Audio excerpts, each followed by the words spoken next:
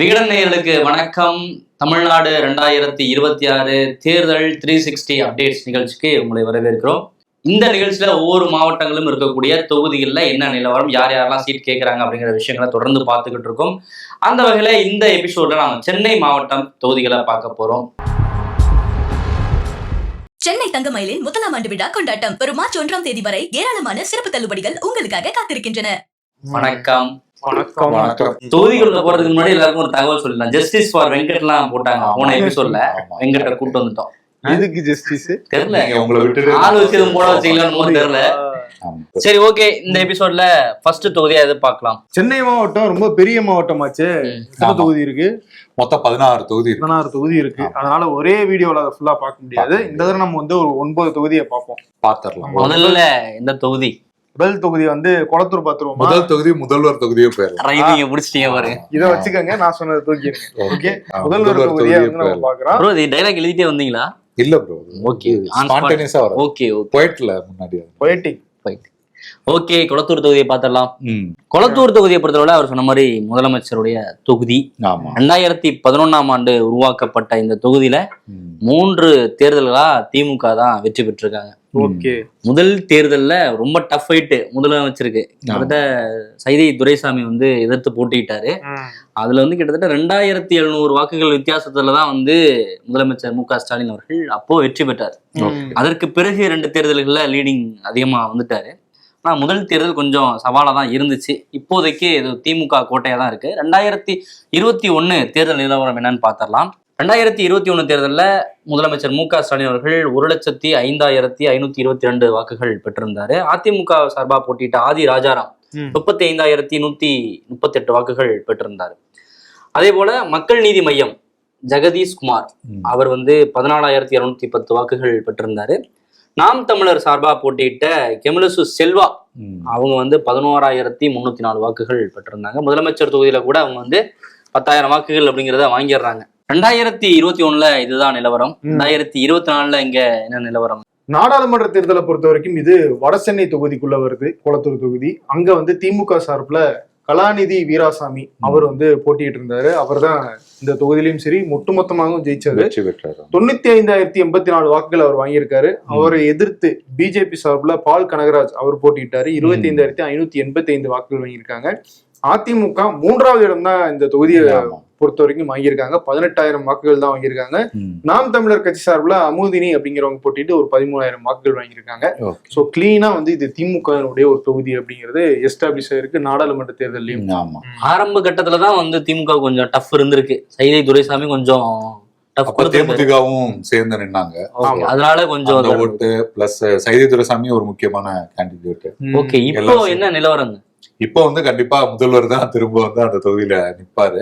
நீங்க ஆரம்பத்திலே நீங்க சொன்னீங்க முதல்ல சைதை துரைசாமி போட்டியிட்டாரு. அடுத்து நம்ம பார்த்தோம்னா ஜேசிடி பிரபாகர் இப்போ தாவேக்கால இணைஞ்சிருக்க அவர் தான் அதிமுக சார்பில் போட்டியிட்டாரு. அவருமே தோல்விதான். கடைசி தேர்தல் தான் ரொம்பவே நம்ம ஒரு பரிதாபமான தேர்தலா இருந்தது. நம்ம ஃபீல்டுக்கு போய் பார்க்கும்போது ஆதிராஜாராம் ரொம்பவே தனியா தான் அவர் சுத்திட்டு இருந்தார். பிரச்சாரத்துக்கு கூட கூட்டம் வரல. ஆமா, முதல் 2 தேர்தல் கூட நீங்க சொன்ன மாதிரி ஒரு நெருக்கடி ஒரு விஷயம் நமக்கு தெரிஞ்சது. ஏன்னா ஃபர்ஸ்ட் டைம் ரொம்பவே கம்மியான ஓட்டுல ஜெயிச்சதுனால அடுத்த டைமே கொஞ்சம் கூடுதல் கவனத்தோட தான் இருந்திருப்பாங்க திமுக. ஆனா போன முறை ரொம்ப சிஎம் ஜெயிச்சிருவாரு. அதான் எவ்வளவு டிஃபரன்ஸ் ரொம்ப அதிகமா வருதா எவ்வளவு அப்படின்ற மாதிரி தான் இருந்தது. இந்த முறையுமே தற்போது வரைக்கும் நம்ம அதிமுக பேசும்போது இன்னுமே யார் அங்க கேண்டிடேட்டா நிக்க போறா? ஏன்னா சைதை துரைசாமி திரும்ப தேர்தலில் நிக்கிற அந்த ஐடியாலே இல்ல. ஜேசிடி பிரபாகர் தாவேக்காவுக்கு போயிட்டாரு. அப்படி பார்த்தோம்னா சென்னைக்குள்ள இருக்கிற ஆதிராஜனம் கூட வாய்ப்பு இருக்கு. ஆனா எந்த சூழல் தெரியல. ஏன்னா லாஸ்ட் டைமே அவர் தனியா தான் சுத்திட்டு இருந்தாரு. சென்னைக்குள்ள பெருசா கவனம் செலுத்தல தலைமை அப்படின்ற அந்த வருத்தத்துல எல்லாம் இருக்கு. ஆமா, நீங்க நம்ம ஆரம்பத்திலேயே கூட பேசணும். என்னன்னா ஆதிராஜராம் ஏற்கனவே 1008ல ரொம்பவே க்ளோஸா முதல்வருக்கு ஒரு நெருக்கடி கொடுத்தாரு. அந்த வாக்குச்சாவடி முகவர் அந்த அரசியல்ல அவர் ரொம்ப கைதேர்னு சொல்லுவாங்க. அவங்கள அவங்க கிட்ட பேசி அப்படி ஒரு சூழல்ல ரொம்பவே நெருக்கடியை கொடுத்தாரு. அந்த வகையில தான் அவர் தொடர்ந்து அவர் முதலமைச்சர் மு.க. ஸ்டாலினுக்கு எதிராக போட்டிட்டு. ஆமா, அந்த மாதிரி ஒரு நெருக்கடி. அதனாலதான் அவர் குளத்தூர்ல முதலமைச்சருக்கு எதிராக போட்டிட்டாரு. ஆமா, அந்த மாதிரியான சூழல் எல்லாம் இருந்தது. சோ இன்னமுமே அதிமுக யாரு கேண்டிடேட் அப்படின்றது இன்னமுமே ஒரு முடிவெடுக்கப்படாத சூழல் தான் இருக்கு. நாம் தமிழர் கட்சியை பொறுத்த வரைக்கும் லூர்து அவர் தான் வந்து கேண்டிடேட் அப்படின்னு சொல்றாங்க. ஆனா அதிகாரப்பூர்வமா 21ஆம் தேதி வந்து அறிவிப்பாங்க. பரிசீலனை சொல்றாங்க அவர் தான் கேண்டிடேட் அப்படின்றதுதான் சொல்றாங்க. தமிழக வெற்றி கழகத்தை பொறுத்த வரைக்கும் ஜேசிடி பிரபாகர் ஏற்கனவே அங்க நின்றுருக்காரு. இப்போ வந்து அங்க போய் சேர்ந்திருக்காரு. ஒருவேளை அவர் கூட நிறுத்துவதற்கு வந்து வாய்ப்புகள் இருக்கலாம். எப்படி திருச்சியில வந்து கூப்பா கிருஷ்ணன் சொன்னோமோ அதே அந்த மாதிரி அதையும் தாண்டி நம்ம பார்த்தோம்னா ஒருவருக்குமே வந்து ரொம்ப ஒரு நீங்க தான் சீட்டு நீங்க வேலை பாருங்கன்ற அளவுக்கு OIBM டிராவல்ஸோட ஓனர் அவர் பாலாஜி அவருக்குமே அந்த மாதிரியான அவருமே வேலைகள்லாம் வந்து ஆரம்பிச்சிட்டாரு. நீங்க பாத்தீங்கன்னா தெரியும் தமிழக வெற்றி கழகத்தோட மாநாடு அதாவது கூட்டம்னாலே OIBM பஸ் அப்படியே போயிட்டு இருக்கும். அந்த ஓனருமே தமிழக வெற்றி கழகத்துலதான் இருக்காரு. அவர் போட்டியிடுவதற்கான வாய்ப்புகள் அதிகமா இருக்குன்னு சொல்றாங்க. குளத்தூர்ல இருக்கிற சமூக மக்கள் அப்படின்னு பார்த்தோம்னா அது வந்து சிட்டியை ஒட்டி இருக்கிற ஒரு ஏரியா அப்படிங்கறதுனால பொதுவா அனைத்து தரப்பு மக்களும் இருக்காங்க. அதில் குறிப்பா அங்க அதிகமாக இருக்கிறது அப்படின்னு பார்த்தோம்னா ஆதி திராவிடர், முதலியார், செட்டியார், நாடார் சமூக மக்கள் கொஞ்சம் அதிகமாக இருக்காங்க. அது ரொம்ப வருஷமா அவங்க அங்கேயே இருக்காங்க அப்படிங்கிற அந்த பாப்புலேஷன் அடிப்படையில. ஸோ இதுதான் வந்து இந்த தொகுதியினுடைய நிலவரம். அடுத்ததா நம்ம எழும்பூர் தொகுதியை ஏன் பார்க்க கூடாது? கண்டிப்பா பார்க்கலாம். எழும்பூர் தனி தொகுதி. ஆமா, இங்க வந்து திமுக தான் வந்து கோட்டை கட்டி குடி நட்டிருக்கு அப்படின்னு நம்ம சொல்லலாம். கோட்டை தான் அது. ஆமா, திமுக 9 முறை ஜெயிச்சிருக்காங்க. தேமுதிக ஒரு முறையும் காங்கிரஸ் ஒரு முறையும் ஜெயிச்சிருக்காங்க. தேமுதிக அதிமுக கூட்டணியில ஜெயிச்சிருக்காங்க. ஆமா, அதை தாண்டி வந்து அதிமுக இங்க நேரடியா ஜெயிக்கல. ஆமா, இங்க வந்து பரிதி இளம் வழுதி ஒரு திமுகவினுடைய கோட்டையாக மாத்தினதுல ஒரு முக்கியமான நபர். 5 முறை எம்எல்ஏவா அவர் இந்த தொகுதியில மட்டுமே ஜெயிச்சிருக்காரு. ஆனா அவர் அதிமுகல போய் சேர்ந்து அங்க போட்டியிட்டு கடைசியில அதுலயும் தோல்வி அடைஞ்சாரு. சோ அது வேற கதை. இன்னொரு பக்கம் 2021 அந்த தேர்தல் முடிவுகள் பார்ப்போம். 2021 திமுக சார்பில் பரந்தாமன் இங்க போட்டிட்டு ஜெயிச்சிருக்காரு. 68,832 வாக்குகள் அவர் வாங்கியிருக்காரு. அவரை எதிர்த்து அதிமுக சார்பில் அதிமுக சின்னத்துல ஜான் பாண்டியன் போட்டிட்டு ஆமா கூட்டணி கட்சி அப்படிங்கிற அடிப்படையில அவர் ஒரு 30,000 வாக்குகள் வாங்கியிருக்காரு. மக்கள் நீதி மையத்துல பிரியதர்ஷினி அப்படிங்கிறவங்க ஒரு 9,000 வாக்குகள் வாங்கியிருக்காங்க. சோ கிளியரா வந்து இது வந்து ஒரு திமுக கோட்டை அப்படிங்கிறது போன தேர்தல் 2021 எஸ்டாப்ளிஷ் ஆயிருக்கு. நீங்க சொன்ன மாதிரி பரிதி இளம்பொழுதி எந்த அளவுக்கு ஜெயிச்சிருந்தாலும் கூட அவர் அதிமுக பக்கம் போனாக்க அவருக்கு வந்து வெற்றி பெற முடியல. இதுல இருந்து என்ன தெரியுதா, திமுகவுடைய கோட்டையா தான் பரிதி இளம்பொழுதி அப்படிங்கிற ஒரு ஒரு ஒரு அடையாளமா தான் இருந்திருக்காரு. நாடாளுமன்ற தேர்தலை பொறுத்தவரை இந்த தொகுதி வந்து மத்திய சென்னை நாடாளுமன்ற தொகுதிக்கு உட்பட்ட தொகுதியா இருக்கு. 2024 நாடாளுமன்ற தேர்தலில் திமுக சார்பா தயாநிதி மாறன் போட்டிட்டாரு. அவர் கிட்டத்தட்ட 63,219 வாக்குகள் வாங்கியிருந்தாரு. பாஜக சார்பா போட்டிட்ட வினோஜ் 23,564 வாக்குகள் வாங்கியிருந்தாரு. தேமுதிக சார்பா போட்டிட்ட பார்த்தசாரதி 11,412 வாக்குகள் வாங்கியிருந்தாங்க. இதுதான் 2024 நிலவரம். 2020 பார்த்தசாரதி வாங்கின ஓட்டையுமே நம்ம பார்த்தோம்னா அதிமுகவுடைய அந்த கூட்டணியில தான் நின்னுமே அவங்களால 11,000 வாக்குகள் தான் வாங்க முடிஞ்சிருக்கு. ரொம்ப கம்மி. ஆமா, இத்தனைக்கும் தேமுதிக ஒரு முக்கிய முகமா பார்த்தசாரதி இருக்காரு. இருந்துமே இந்த தொகுதியை உட்பட்டு பார்த்தோம்னா 11,000 வாக்கு அப்படிங்கறதுனால அந்த இடத்துல அதிமுக ஃபேக்டர் இருக்கு. பார்த்தசாரதி வந்து ஒரு முக்கியமான முகமா இருக்காரு. ஆளுமே வந்து பெரிய அளவுல வாக்குகள் வாங்க முடியல அப்படிங்கறதுதான் நிலவரம். 2026 இங்க என்ன நிலவரம்? 2026 பொறுத்த வரைக்கும் வந்து மீண்டுமே சிட்டிங் எம்எல்ஏ பரந்தாமன் அவர் வந்து முயற்சியில இருக்காரு. அதை தாண்டி நம்ம பார்த்தோம்னா தமிழன் பிரசன்னா, அதே போல முன்னாள் எம்எல்ஏ ரவிச்சந்திரன், இவங்களுக்குலாம் சீட்டு வாங்கி கொடுக்குற அந்த முயற்சியில வந்து சேர்பாபு இருக்காரு அப்படின்னு வந்து சொல்றாங்க. அடுத்தா பார்த்தோம்னா பரிதி இளம்பொழுதி அவரோட பையன் பரிதி இளம் சுருதி அவருமே வந்து திமுக தான் இருக்காரு. அவருமே நிச்சயமா சீட்டுக்கான முயற்சியில வந்து இருப்பாரு. நீங்க சொல்லியிருந்தீங்க இந்த மாதிரி பரிதி இளம்பொழுதி திமுகவோட கோட்டை அப்படின்னு. ஆமா, என்னன்னா 91 தேர்தலில் வந்து தமிழ்நாடு முழுவதுமே வந்து திமுக வந்து படுதோல்வி தான் சந்திக்கிறாங்க. எழும்பூர்ல வந்து அங்க வேட்பாளர் நின்றவங்க வந்து சூசைட் பண்ணிக்கிட்டாங்க அப்படின்றதுனால தேர்தல் வந்து ரத்தாயிடுது. அதே துறைமுகத்துல மட்டும் கலைஞர் வந்து ஜெயிக்கிறாரு. அப்போ வந்து 2 தொகுதிகளுக்கு திரும்ப வந்து இடைத்தேர்தல் வந்து நடக்குது. அதுல வந்து பரிதி இளம்பொழுதி வந்து ஜெயிச்சிடுறாரு. ஆமா, எக்மோர்ல. துறைமுகத்துல வந்து ஜெயிச்ச செல்வராஜன் நினைக்கிறேன் அவர் வந்து மதிமுகவுக்கு போயிடுறாரு. சட்டமன்றத்துல ஃபுல்லா அதிமுக எம்எல்ஏக்கள், ஒரே ஒரு ஆள் வந்து திமுக சார்பில் பரிதி இளம்பொழுதி. சட்டமன்றத்தையே வந்து ஒரு ரணகலப்படுத்துற மாதிரியான இவர் ஒருத்தர் வந்து அவங்களால சமாளிக்கவே முடியாத அளவுக்கு அவர் வந்து ஒரு ஒன் மேன் ஷோ தான் இருந்தாரு. கட்சியிலுமே ரொம்ப விசுவாசமா தான் இருந்தாரு. முதல்வர் திமுக தலைவர் ஸ்டாலின் அவர்களோட அப்ப ஏற்பட்ட ஒரு முரண்பாடு அப்படிங்கறதாலதான் கட்சியில இருந்தே வெளியில போனாரு. அதிமுகவுக்கு போய் அவருடைய அரசியல் எதிர்காலம். ஆமா, இன்னும் சொல்ல போனா ரொம்பவே வந்து ஒரு துணிச்சலான ஒரு மனிதர் அவரு. அப்படின்னால நிறைய திமுகவினரால ரொம்பவே ஃபேவரேட்டான ஒரு ஆளாவும் அவர் வந்து இருந்திருக்காரு அந்த காலகட்டத்துல. அடுத்த நம்ம பார்த்தோம்னா தேமுதிக பத்தி நம்ம பேசணும். 2011 வந்து தேமுதிக சார்பில் நல்ல தம்பி தான் வெற்றி பெற்றாரு. அவர் வந்து விஜயகாந்தோட ரசிகர் மன்றத்துல இருந்தவரும் தாண்டி அவர் வந்து ஒரு சைக்கிள் கடை அப்படிங்கிறது தான் வந்து வச்சிருந்தாரு. விஜயகாந்த் வந்து அவரை கூப்பிட்டு சீட்டு கொடுத்து எம்எல்ஏ ஆக்கி அப்புறம் தேமுதிகவோட இளைஞரணி பொறுப்புக்கெல்லாம் வந்து வந்தாரு.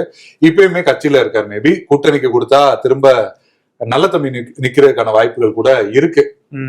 அதிமுகவை பொறுத்த வரைக்கும் நம்ம பார்த்தோம்னா பொதுச் செயலாளர் சம்பத் அவர் நிற்பதற்கான வாய்ப்புகள் அப்படிங்கிறது இருக்குன்னு சொல்றாங்க. அதிமுகவே போட்டிடுறாங்களா இல்ல கூட்டணி கட்சிக்கு போகுதா அப்படிங்கிறத நம்ம வந்து பொறுத்து இருந்துதான் பார்க்கணும். நாம் தமிழர் கட்சியை பொறுத்த வரைக்கும் சரண்யா அப்படிங்கிறவங்க தான் வேட்பாளராக அறிவிக்கப்பட்டிருக்காங்க. இன்னொரு பக்கம் தமிழக வெற்றி கழகம் அங்க பார்த்தோம்னா ஊடக முகமாக இருக்கிற லயோலமணி இங்க போட்டியிடுவாரு அப்படின்னு அதிக வாய்ப்பு இருக்குன்னு சொல்றாங்க. ஆமா, அது போக இங்க வந்து மாவட்ட செயலாளர்கள் சென்னை மத்திய மாவட்டத்துக்குள்ள இந்த தொகுதி வருது. அதாவது தாவேக்காவுடைய கட்சி கட்டமைப்புக்குள்ள அங்க மாவட்ட செயலாளராக SKM குமார் அப்படிங்கிறவர் இருக்காரு. சோ அவர் ட்ரை பண்றதுக்கான வாய்ப்பு இருக்கு அப்படின்னு ரிசர்வேஷன் தொகுதியா இருக்கனால யாருக்கு வந்து அந்த நிர்வாகிகள்ல யாருக்கு வாய்ப்பு இருக்கோ அவங்க நிக்கிறதுக்கான வாய்ப்பு இருக்கு. சோ இந்த தொகுதியில வந்து அதிகமாக பட்டியலின சமூக மக்கள் வந்து அதிகமாக இருக்காங்க. அது போக நாயுடு, வன்னியர், யாதவர், முதலியார், முஸ்லீம், கிறிஸ்தவர்கள் இந்த சமூக மக்களுடைய எண்ணிக்கை எல்லாம் அதிகமாக இருக்கு. பரவலா கணிசமா எல்லா சமூக மக்களும் இருக்கிறாங்க. ஆமா ஆமா ஆமா ஆமா ஆமா. சோ இதுதான் இந்த தொகுதியினுடைய நிலவரம். அடுத்த தொகுதிக்கு போயிடலாம். ஓகே, சென்னையில ஒரு திமுக கோட்டை பார்த்தோம். அடுத்து அதிமுகவோட கோட்டை RK நகர். அதிமுக கிட்டத்தட்ட இங்க 7 முறை வெற்றி பெற்றிருக்காங்க. திமுக 3 முறை, காங்கிரஸ் 2 முறை, சுயேட்சை 1 முறை. யாரு? டிடிவி தினகரன். அதுவும் அதிமுக கணக்குலதான் சேரும் அப்படின்னு வச்சுக்கலாம். அதிமுகவுடைய கோட்டையா தான் எதிர்த்துதான் அவர் வெளியில போய் நின்னாரு. அது எப்படி அதிமுக இருந்தாலும் ஒரு அதிமுக இப்ப போய் சேர்ந்திருக்காருல, பங்காளி சண்டை போட்டு அதுக்குள்ள 20 ரூபா கஷ்டப்பட்டு. சரி சரி, சுயேட்சைனே போயிடலாம். சுயேட்சை 1 முறை வெற்றி பெற்றிருக்காங்க. சோ இருந்தாலும் அதிமுக கோட்டையா தான் இது இருக்கு. 2021 தேர்தலை பொறுத்தளவுல அதிமுக கோட்டையை தகர்த்து திமுக வந்து வெற்றி பெற்றாங்க. திமுக சார்பா JJ எபினேசர் அப்படிங்கிறவர் போட்டியிட்டாரு. 95,763 வாக்குகள் வாங்கி இருந்தாங்க. அதிமுக சார்பாக RS ராஜேஷ் அவர் போட்டியிட்டாரு. 53,284 வாக்குகள் வாங்கியிருந்தாரு. நாம் தமிழர் சார்பாக கௌரி சங்கர் போட்டியிட்டாரு. 20,437 வாக்குகள் வாங்கியிருந்தாங்க. மக்கள் நீதி மையம் சார்பா ஃபைசல் அவங்க வந்து 11,198 வாக்குகள் வாங்கியிருந்தாங்க. தொடர்ந்து அதிமுக வெற்றி பெற்றிருந்த தொகுதியில திமுக 2021 வந்து கைப்பற்றி இருந்தாங்க. 2024 இங்க என்ன நிலவரம்? RK நகர் சட்டமன்ற தொகுதி வடசென்னை நாடாளுமன்ற தொகுதிக்குள்ள வருது. அங்க வந்து 2024 தேர்தலில் திமுக சார்பில் கலாநிதி வீராசாமி அவர் போட்டியிட்டு 81,364 வாக்குகள் பெற்று இந்த தொகுதியில டாப்பா இருக்காரு. பிஜேபி வந்து பால் கனகராஜ் அவர் போட்டியிட்டு 17,000 வாக்குகள் வாங்கியிருந்தாரு. அதிமுக சார்பில் மனோகர் 36,000 வாக்குகள் வாங்கியிருக்காரு. நாம் தமிழர் கட்சி சார்பில் அமுதினி அவங்க ஒரு 19,927 வாக்குகள் வாங்கியிருக்காங்க. சோ இதுலயும் வந்து கிளியர் விக்டரி திமுக கிடைச்சிருக்கு. நாம் தமிழர் கிட்டத்தட்ட அந்த 20,000 வாக்குகளை வந்து இதுல மெயின்டைன் பண்ணியிருக்காங்க. சோ இதுதான் வந்து 2024 நிலவரம். 2026 என்ன நிலவரம், யார் யாரெல்லாம் வந்து ரேஸ்ல இருக்காங்க? திமுகவை பொறுத்த வரைக்கும் ஏற்கனவே சேகர் பாபு வந்து இங்க நின்று ஜெயிச்சிருக்காரு. துறைமுகம் தொகுதியில வேற கொஞ்சம் ஒரு மாதிரி போயிட்டு இருக்கு அப்படின்றதுனால தொகுதி மாதிரி RK நகருக்கே நம்ம வந்து போயிடலாமா அப்படின்ற ஒரு அதிமுக இருக்கும்போது. ஆமா, அதிமுக இருக்கும்போது உங்க அதை அழுத்தமா உங்களுக்கு சொல்லணும். அதிமுக இருக்கும்போது ஜெயிச்சிருக்காரு. அதனால அவர் மீண்டுமே வந்து அந்த தொகுதிக்கு போறதுக்கான வாய்ப்புகள் இருக்குன்றாங்க. அதையும் தாண்டி நம்ம பார்த்தோம்னா உதயநிதியோட குட் புக்ல இருக்கிற எபினேசருக்கே மீண்டும் சீட் கிடைக்க வாய்ப்பு இருக்கு அப்படின்னு சொல்றாங்க. அதிமுகவை பொறுத்த வரைக்கும் RS ராஜேஷ் கடந்த முறை வெற்றி வாய்ப்பு இழந்தவர் மாவட்ட செயலாளர், அவருக்கு வந்து வாய்ப்பு இருக்கும் அப்படின்றதுதான் வந்து பொதுவா சொல்றாங்க. நாம் தமிழர் கட்சியிலுமே சுற்றுச்சூழல் பாசறையோட பிரசிடண்டா இருக்கிற வெண்ணிலா தாய்மானவன் அவங்கதான் வந்து கேண்டிடேட்டா அனௌன்ஸ் பண்ணிருக்காங்க. ஏன் டிடிவி தினகரன் இங்க போட்டியிடக்கூடாது? ஏற்கனவே அந்த டோக்கன் இதுலயே வந்து மக்கள் தேடிட்டு இருந்தாங்க. டோக்கன் இங்கே 10,000 எங்கே, இப்ப போனா வந்து திரும்ப வந்து கேட்க ஆரம்பிச்சிருவாங்க. ஓகே, அந்த பழைய டோக்கனை சேர்த்து கொடுக்குற மாதிரி, அந்த மாதிரி கொடுக்குற மாதிரி ஆயிரும். தமிழக வெற்றி கழகத்தை பொறுத்த வரைக்கும் வந்து சென்னை வடகிழக்கு அந்த மாவட்டத்தோட செயலாளர் வேலு, இணை செயலாளர் தமிழ் 2 பேர் இருக்காங்க. யாராவது ஒருவர் வந்து இங்க வேட்பாளரா களத்துல இறங்குவாங்க, வாய்ப்பு இருக்கு. ஆமா, இந்த தொகுதியை பொறுத்த வரைக்கும் பட்டியலின மக்கள் அதிக அளவுல இருக்காங்க. மீனவர்கள் அவங்க அதிகமா இருக்காங்க. கிறிஸ்தவர்கள், இஸ்லாமியர்கள், வன்னிய சமூக மக்களும் அதிகமாக இருக்காங்க. இவங்கெல்லாம் வந்து இந்த வாக்கு தேர்தலை முடிவு செய்யற, வெற்றியை தீர்மானிக்கிற இடத்துல முக்கியமான சமூக மக்களா இருக்காங்க. சோ இதுதான் வந்து RK நகருடைய நிலவரம். ஆனா இதுல நம்ம ஜெயலலிதாவை பத்தி பேசுறது மிஸ் பண்ணிட்டோமே. டோக்கன்ல வந்து எல்லாமே மறைஞ்சிருச்சு. ஆமா, அவங்க இங்க போட்டிட்டதுனாலதான் இந்த தொகுதியை வந்து திரும்பவும் ஒரு ஸ்டார் வேட்பாளர் தொகுதியா மாறிச்சு. ஆமா, அவங்க வந்து திரும்ப ஸ்ரீரங்கம் அந்த மாதிரிலாம் இல்லாம சென்னைக்குள்ளேயே வந்து ஒரு தொகுதியில வந்து போட்டிட்டாங்க. அவங்களோட மறைவுக்கு பிறகுதான் டிடிவி தினகரனே வந்து இந்த தொகுதியில வந்து போட்டிட்டாரு. ஓகே, ஆர்கே நகர் தொகுதியோட நிலவரத்தை பார்த்தோம். அடுத்து என்ன தொகுதியை பார்க்கலாம்? அப்படியே பக்கத்திலேயே வந்து ராயபுரம் தொகுதியை நம்ம பாத்துருவோமா? ஓகே, சோ ராயபுரம் தொகுதி யாருடைய கோட்டை அப்படின்னு பார்த்தா யாருக்கும் கோட்டை இல்ல. எல்லாமே மாறி மாறி ஜெயிச்சிருக்காங்க. திமுகவும் அதிமுகவும். திமுக 6 முறையும், அதிமுக 5 முறையும் இந்த இடத்துல வந்து ஜெயிச்சிருக்காங்க. அப்படி பார்த்தா திமுக ஒன்னு லீடிங் தானே? ஆமா, இல்ல அது வந்து ராயபுரம் வந்து ஒரு காலத்துல வந்து திமுகவோட கோட்டை தான். காலத்துல ஆமா, ஜெயக்குமார் வந்து அங்க போட்டியிடுறதுக்கு முன்னாடி 91க்கு முன்னாடி வரைக்கும் பாத்தீங்கன்னா திமுக வந்து தொடர்ச்சியா வந்து ஜெயிச்சிருக்காங்க. எம்ஜிஆர் அதிமுக ஆரம்பிச்சதுக்கு அப்புறம் பெரும்பாலான தொகுதிகள் நம்ம பார்த்தோம்னா 77, 80, 84 அந்த 3 தேர்தல் மட்டும் அதிமுக தான் ஜெயிச்சிருப்பாங்க. ஆனா நீங்க அந்த காலகட்டத்துல கூட ராயபுரத்துல வந்து திமுக தான் ஜெயிச்சிருந்தாங்க. அதை பிரேக் பண்ணவரு ஆமா, ஏன்னா அந்த திமுக கட்சி தொடங்கப்பட்ட ராபின்சன் பூங்கால ஆரம்பிச்சு இப்ப அறிவாலயம் இருக்க மாதிரி அப்ப அறிவகம் இருந்ததும் ராயபுரம் தொகுதியில தான் அப்படின்னு திமுகவுக்கு ரொம்பவே ஒரு பெருமை சேர்த்த ஒரு இடமா தான் ராயபுரம் தொகுதி இருக்கு. ஜெயக்குமார் அவரோட அப்பாவே வந்து திமுகவோட கவுன்சிலரா இருந்தவர் தான். இப்படி திமுகவோட கோட்டை தான். 91ல ஜெயக்குமார் போட்டிடுறாரு. தொடர்ச்சியா அவரே வந்து ஒரு 4-5 முறை வந்து ஜெயிச்சிட்டாரு. கடந்த தேர்தல்ல தான் அது இதாயிடுச்சு. ஏன்னா இந்த 5 டைம் ஜெயிச்சதே வந்து ஜெயக்குமார் ஜெயிச்சதுதான். ஜெயக்குமார் வந்ததுக்கு அப்புறம் அது அதிமுக கோட்டையா மாறிடுச்சு. அதனாலதான் அவருக்கு சபாநாயகர் பதவி உட்பட முக்கியமான பொறுப்புகள்லாம் எல்லாமே வந்து கொடுக்கப்பட்டது. ஆனா கடந்த தேர்தல்ல அவரையே கதற விட்டாங்க. ஆமா, அதுக்கு அவர் சொன்ன காரணம் வந்து பிஜேபி கூட போனதுனாலதான் தம்பி இப்படி ஆயிடுச்சு அப்படின்னு அவரே சொன்னாரு. திரும்ப இப்ப பிஜேபியோட வந்து இப்ப கேட்டா அப்படி சொல்ல மாட்டாரு. ஆமா, அதனாலதான் அவர் யாருக்கும் இன்டர்வியூ தரது. ஓஹோ, 2021 தேர்தல் முடிவை பார்த்துடலாம். ஐட்ரீம்ஸ் மூர்த்தி அவர் வந்து ஐட்ரீம்ஸ் தேட்டர் இருக்கு, அவருடைய ஓனர். அவர் திமுக சார்பில் போட்டியிட்டாரு. அவருக்கும் அதிமுகவுடைய ஜெயக்குமாருக்கும் கிட்டத்தட்ட 27,779 வாக்குகள் வித்தியாசம். கண்டிப்பா சாக்காயிட்டாரு ஜெயக்குமார். எப்படிங்க நான் தோத்தேன், அதுவும் இவ்வளவு வாக்கு வித்தியாசத்துல ஒரு 5 முறை தொடர்ந்து வெற்றி பெற்றவர் வந்து இவ்வளவு வாக்கு வித்தியாசத்துல தோல்வி அடைகிறது அப்படிங்கிறது பெரிய ஷாக்கிங்கான ஒரு விஷயம் தான். ஸோ அடுத்தது நாம் தமிழர் கட்சி அவங்க ஒரு 8000 வாக்குகள் வாங்கியிருந்தாங்க. மக்கள் நீதி மையம் அவங்க ஒரு 8000 வாக்குகள் வாங்கியிருந்தாங்க.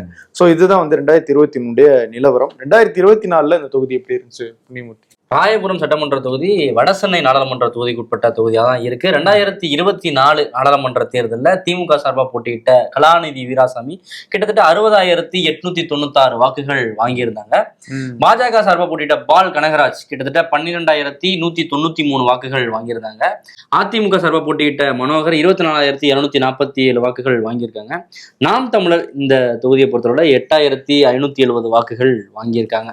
இதுதான் 2024 தேர்தலோட நிலவரம், ராயபுர தொகுதியோட நிலவரம். 2026 பொறுத்தளவுல திமுக சார்பா சிட்டிங் எம்எல்ஏ ஐட்ரீம்ஸ் மூர்த்தியே வந்து ட்ரை பண்றாரு.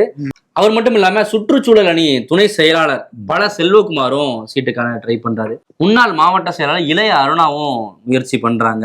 இவங்க 3 பேர் தான் ட்ரை பண்றாங்க. சிட்டிங் எம்எல்ஏ அப்படிங்கிற அடிப்படையில, அதுவும் இல்லாம அதிமுக கோட்டையை தட்டி பறிச்சார் அப்படிங்கிற அடிப்படையில ஐட்ரீம்ஸ் மூர்த்திக்கான வாய்ப்புகள் அதிகமாக இருக்கலாம். என்னன்னு பொறுத்திருந்து தான் பார்க்கணும். அதிமுக சார்பா மீண்டும் யார் போட்டிடுவா? ஜெயக்குமார் தானா? அதிமுக சார்பில் மீண்டும் வந்து ஜெயக்குமார் தான் போட்டிடுவாரு. நடுவில் கூட அவர் வந்து மயிலாப்பூர் தொகுதி மாற போறாரு அப்படின்லாம் சொன்னாங்க.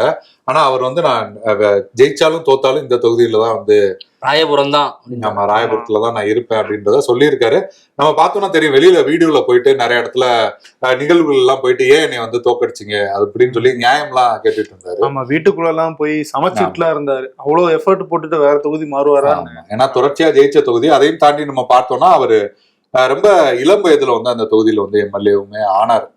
அவர் வந்து சொல்லும்போது சொல்லுவாரு, எல்லாருமே வந்து பெரிய பெரிய கிஃப்ட்லாம் வந்து கொண்டு வந்தாங்க. அந்த நேர்காணல் ஜெயலலிதா கூப்பிட்டு இருந்தப்ப அவர் வந்து வெறும் ஒரு ஆப்பிள் மட்டும் கொண்டு போயிருக்காரு. இது வந்து உங்க ஆரோக்கியத்துக்காக அம்மா அப்படின்னு சொல்லி கொடுத்தேன். எல்லாம் வந்து என்னை உடனே அனுப்பிச்சுட்டாங்க. ஒரு 2 கேள்வி கேட்டுட்டு அனுப்பிச்சுட்டாங்க. எனக்கு சீட்டு யாருமே கிடைக்காது அப்படின்னு சொன்னாங்க. ஆனா எனக்கு தான் வந்து சீட்டு கிடைச்சது அப்படின்னு எல்லா இடத்துலயுமே ரொம்ப பெருமையா சொல்லுவாரு. பார்ப்போம். தாவேகா தரப்புல சென்னை வடக்கு அதுல தெற்கு மாவட்டமாக பிரிச்சிருக்காங்க இந்த ராயபுரம் தொகுதிக்குள்ள வர அந்த ஏரியாவை. ஸோ அதனுடைய மாவட்ட செயலாளராக இருக்கிற கட்பீஸ் விஜயராகவன் அவர் வந்து இதுல வேட்பாளராக இருக்க வாய்ப்பு அதிகம் அப்படின்னு சொல்றாங்க. அதே மாதிரி நாம் தமிழர் சார்பில் பாபு மயிலன் அவர் வந்து வேட்பாளர் அப்படிங்கிறத அறிவிச்சிருக்காங்க. ஓகே, திமுக பத்தி நீங்க சொல்லியிருந்தீங்க. திமுக கூட்டணியில மக்கள் நீதி மையமே இங்க ஓரளவுக்கு நல்ல வாக்குகள் வாங்கியிருந்தாங்க. சென்னைக்குள்ள ஒரு தொகுதி கேட்டுட்டு இருக்காங்க. அப்படின்னும் போது வடசென்னையில மௌரியா அவர்லாம் 1 லட்சத்துக்கும் அதிகமான வாக்குகள் எல்லாம் வாங்கியிருந்தாரு. சோ மக்கள் நீதி மையம் கூட கேட்கறதுக்கெல்லாம் வந்து வாய்ப்பு இருக்கு. பார்க்கலாம் என்ன நடக்குதுன்னு. தொகுதியில பார்த்தோம்னா வன்னியர் இஸ்லாமியர் வன்னியர் சிறுபான்மையினர் தான் வந்து வெற்றி தோல்வியை தீர்மானிக்கக்கூடிய சமூகங்களா இருக்காங்க. ஜெயக்குமாரே வந்து வெளிப்படையா சொல்லியிருந்தாரு, நான் வந்து பிஜேபினாலதான் சிறுபான்மையினர் வந்து எனக்கு வாக்களிக்கல அந்த மாதிரி சொல்லியிருந்தார், பிஜேபியால தான் வெற்றி வாய்ப்பை இழந்தேன்னு. அதையும் தாண்டி நம்ம பார்த்தோம்னா மீனவர், நாடார், முதலியார், செட்டியார் போன்ற சமூகங்களுமே வந்து இங்க வந்து வசிக்கிறாங்க. அதையும் தாண்டி திமுகல வந்து ஜோயல் அவர் கூட வந்து சென்னைக்குள்ள ஏதாவது ஒரு தொகுதியில் நிக்க போறாருன்னு சொல்றாங்க. அவருமே கூட ராயபுரத்துக்கு வந்தாலும் வரலாம். என்ன நடக்குது அப்படின்றத நம்ம பொறுத்துதான் பார்க்கணும். ஜெயக்குமார் முன்னாடியே சொன்ன மாதிரி பாஜக கூட்டணியில தான் வெற்றி வாய்ப்பை இழந்தேன்னு சொன்னாரு. இப்ப இவர் சொன்ன மாதிரி பாஜக கூட்டணியில தான் இருக்காங்க. இந்த முறை என்ன நடக்கும் அப்படிங்கறத பொறுத்துதான் பார்க்கணும். இதான் ராயபுரம் தொகுதியோட நிலவரம். அடுத்து துறைமுகம் சட்டமன்ற தொகுதியை பாத்திரலாம். ஓகே, ஒரு முக்கியமான தொகுதி, வெயிட்டான தொகுதி. கப்பல்லாம் வருது இல்ல? ஏன் இப்ப 2 கப்பல் வாங்கினதா சொல்லிருக்காங்களா? அதை பத்தி 10 அப்படின்னு எதிரில சொல்றாங்க. இவர் 2 சொல்லியிருக்காரு. சரி, ஓகே, அது நம்ம தொகுதிக்குள்ள போயிடலாம். துறைமுகம் சட்டமன்ற தொகுதி திமுக கோட்டையா தான் இருந்திருக்கு. திமுக கிட்டத்தட்ட 11 வெற்றிகளை பெற்றிருக்காங்க. காங்கிரஸ் 3 முறை, முஸ்லீம் லீக் வந்து 1 முறையும், சுயேட்சை வந்து 1 முறையும் இங்க வெற்றி பெற்றிருக்காங்க.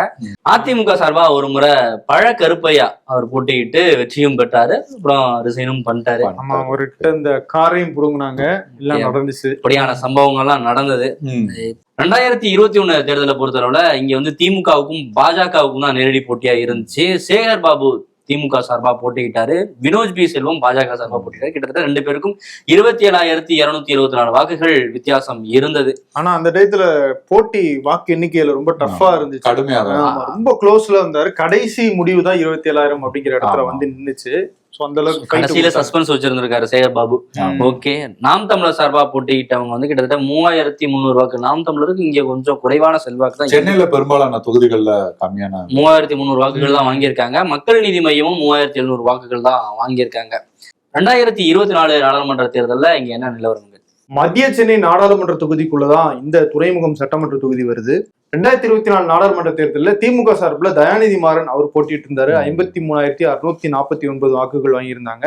எதிர்த்து அதிமுக கூட்டணியில தேமுதிக போட்டிட்டு இருந்தாங்க. 5,000 வாக்குகள் தான் வாங்க முடிஞ்சது. பாஜக தரப்புல 27,117 வாக்குகள். வினோஜ் பி செல்வம் சட்டமன்ற தேர்தலில் போட்டிட்டார் இல்லையா, அவரே வந்து திரும்பவும் நாடாளுமன்ற தேர்தலில் போட்டிட்டாரு. அவர் இந்த தொகுதியில வந்து 27,000 வாக்குகள் வாங்கியிருக்காரு. ஸோ இதுதான் வந்து 2024 நிலவரம். ஸோ இது 2024 நிலவரம். 2026 யாரெல்லாம் இங்க போட்டிடுறதுக்காக ஆர்வமா இருக்காங்க? ஆமா, 2026 திமுகவை பொறுத்த வரைக்கும் சேர்பாபு தான் பெரும்பாலும் நிற்பார். இங்க வந்து தொகுதியில சில பிரச்சனைகள் இருக்கு, ஆனா நம்ம பேசணும் தொகுதி மாறுறாருன்னு, ஆனா அவர் நிற்பதற்கான வாய்ப்புகள் இருக்கு அப்படிங்கிறதையும் சொல்றாங்க. ஒருவேளை அவர் தொகுதி மாறினா திமுகல வேற யாருக்காவது அந்த வாய்ப்பு வந்து இருக்கும். அதிமுகவை பொறுத்த வரைக்கும் வந்து பாலகங்கா அவர் வந்து போட்டியிடுவதற்கு வந்து ரெடியா இருக்காரு அப்படின்னு சொல்றாங்க. அதிமுக கூட்டணி பொறுத்த வரைக்கும் பாஜக கூட கேட்பதற்கு வாய்ப்பு இருக்கு. ஆனா வினோத் வந்து டீனர் தொகுதிக்கு தான் வந்து வேலையெல்லாம் செய்யறாரு அப்படின்னு சொல்றாங்க. ஆனா டீனர் தொகுதி வந்து சத்யா அவர் வந்து கண்டிப்பா போட்டிடுவாரு. ஏன்னா லாஸ்ட் டைமே வந்து ஒரு 150 ஓட்டுல தான் வெற்றி வாய்ப்பு இழந்தாரு. அப்படின்ற பட்சத்துல பாஜக கொடுத்தா வினோத் பி செல்வம் வந்து போட்டிடுறது கண்டிப்பா வாய்ப்பு இருக்கும். நாம் தமிழர் பொறுத்த வரைக்கும் ரூப்கான் ஷெரீப் அப்படிங்கிறவங்க வந்து வேட்பாளராக அறிவிக்கப்பட்டிருக்காரு. தமிழக வெற்றி கழகத்தை பொறுத்த வரைக்கும் நீங்க சென்னையில பெரும்பாலான மாவட்டங்களுக்கு வந்து மாவட்ட செயலாளர் அனௌன்ஸ் பண்ணிட்டாங்க. இந்த தொகுதிக்கு இல்ல இந்த தொகுதி சேர்ந்ததுக்கு இந்த மாவட்ட செயலாளர். இன்னும் துறைமுகம்க்கு வந்து மாவட்ட செயலாளரே இன்னும் போடல. ஆமா, மாவட்ட செயலாளர் இன்னும் நியமனம் பண்ணல. வேட்பாளர் எப்ப போடுவாங்க? அதனால 2 சேர்ந்துதான் வருன்றாங்க. அடுத்த தேர்தலுக்கு தான் இருக்கும். இல்ல இன்னும் இந்த ஒரு வாரத்துல வரும் அப்படின்ற மாதிரி சொல்றாங்க. இல்ல வேட்பாளரோட சேர்ந்தே அந்த அறிவிப்பு வருதா அப்படின்றது தெரியல. இல்ல ஆட்கள் கிடைக்கலையா, இல்ல வந்து சேகர் பாபுக்கு எதிராக டஃப் கொடுக்குற மாதிரி நிறைய பேர் போட்டியில இருக்காங்களா இல்ல என்னன்னு தெரியல. இன்னொன்னு சமீபத்துல கூட அங்க பேசார்பே எடுத்த அந்த பஞ்சாயத்துக்கெல்லாம் வந்து தொகுதிக்குள்ள பரபரன்னு நடந்துட்டு இருந்தது. ஆனா அங்க கொஞ்சம் தாவேகாக்கு வந்து அந்த இளைஞர்கள் ஆதரவு அப்படிங்கறதெல்லாம் அந்த தொகுதியில இருக்கு அப்படிங்கிற தகவல்களும் நமக்கு வந்து வருது. இல்லைன்னா உங்க கூட இங்க வரலாமா, வாய்ப்பு இருக்கா, இல்ல நீங்க எப்படி பார்க்கறீங்க? ஏன்னா எனக்கு பதில் தெரியாத உங்கள்கிட்ட.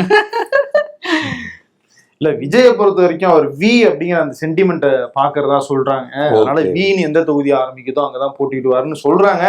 ஆனா பாப்போம், அந்த சென்டிமெண்ட் எல்லாம் உடைச்சு நான் எங்க வேணா போட்டிடுவேன் அப்படின்ற. ஆனா இது வந்து திமுகவோட புனிமுட் சொன்ன மாதிரி திமுகவோட கோட்டை.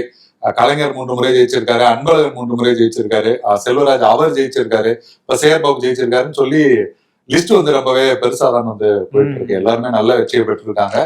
என்ன நடக்குதுன்றத பொறுத்து பார்க்கலாம். இந்த தொகுதியை பொறுத்த வரைக்கும் சிறுபான்மையினர் குறிப்பாக இஸ்லாமியர்கள் வந்து அதிகமாக இருக்காங்க. பிற மொழி பேசும் குறிப்பா வட மாநிலத்தவர்கள் அவங்களும் இங்க அதிகமா இருக்காங்க. அதெல்லாம் வந்து பாஜகவுக்கு சாதகமாக பார்க்கப்படுது.